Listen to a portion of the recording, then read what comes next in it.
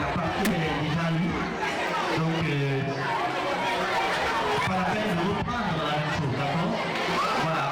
Donc, Monique Lamour. Voilà, je fêtais le 3 décembre en dédicaçant mon troisième ouvrage qui est intitulé Bungina ou L'espoir perdu. C'est une nouvelle publiée dans une maison d'édition malienne. Et comme l'année dernière aussi, je l'ai fêté en dédicaçant mes deux premiers ouvrages. Donc, chaque 3 décembre, je compte vraiment réunir le monde autour d'un événement littéraire.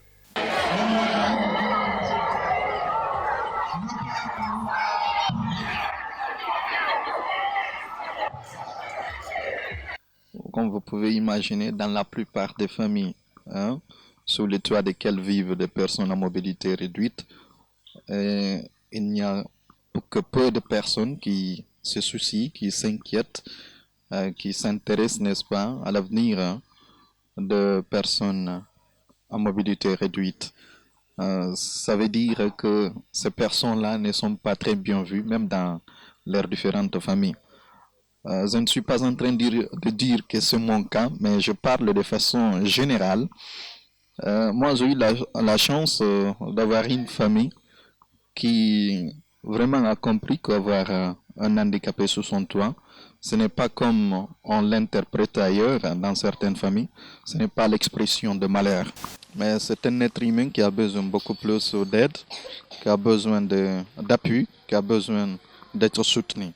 Et du coup, mes parents ont compris cela, ils m'ont envoyé à l'école.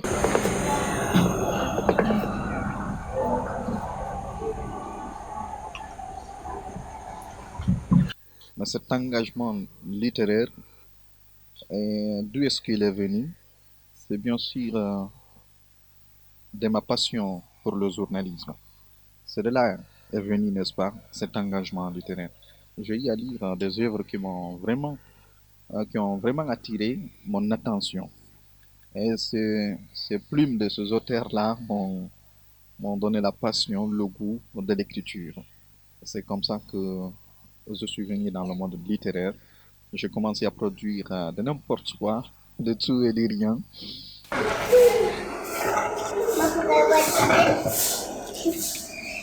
Au moment où j'ai fini par prendre conscience de la misérable vie des personnes vivant avec handicap.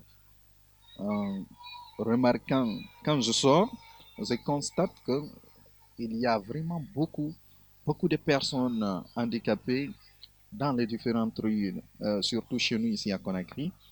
Parfois, ce sont ces personnes-là même qui créent les embouteillages que nous assistons à longueur de journée parce qu'elles sont là pour quémander, afin d'avoir de quoi tromper leur faim.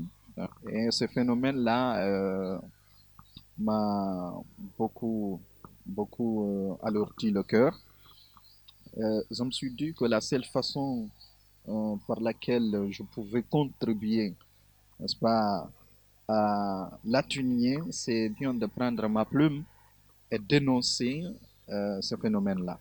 Et donc, j'ai pris ma plume, j'ai écrit mon tout premier euh, ouvrage intitulé Les étoiles de Ndourou, un ouvrage qui parle de la misérable vie de personnes vivant avec handicap.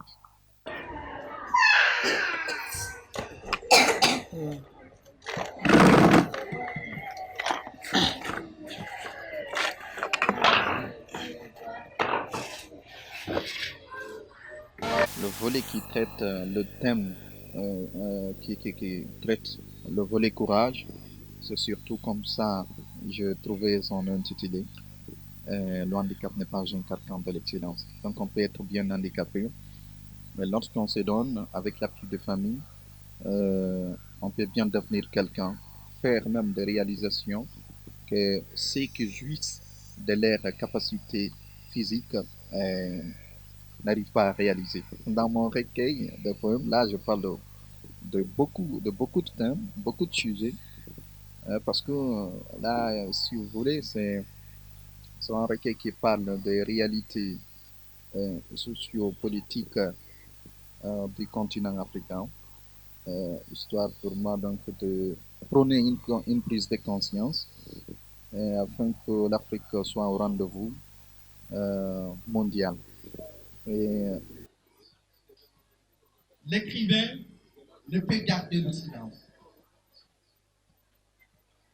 L'écrivain étant le guide, l'écrivain étant la lumière, l'écrivain étant la boussole du peuple, il ne peut garder le silence face aux mots qui gangrènent sa société.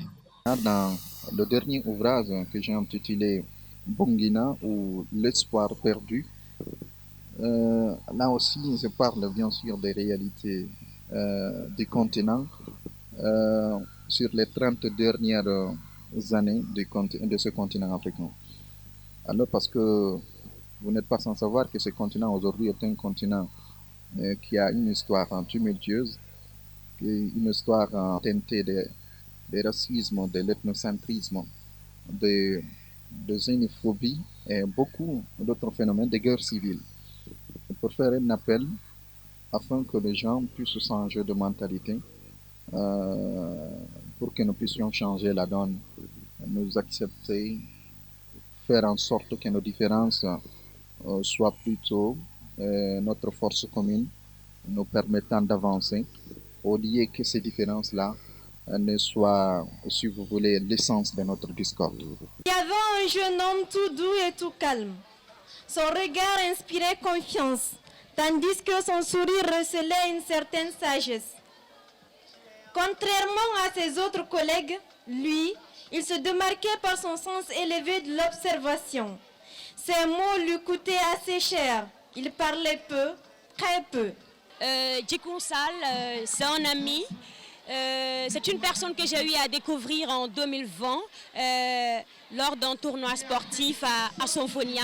J'avoue, c'est une personne très très engagée. Moi, j'ai du respect pour sa plume, sa façon d'écrire.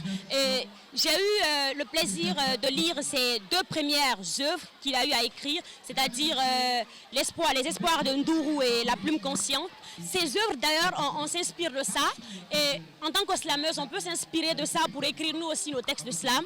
C'est une personne vraiment, c'est une référence pour cette génération montante.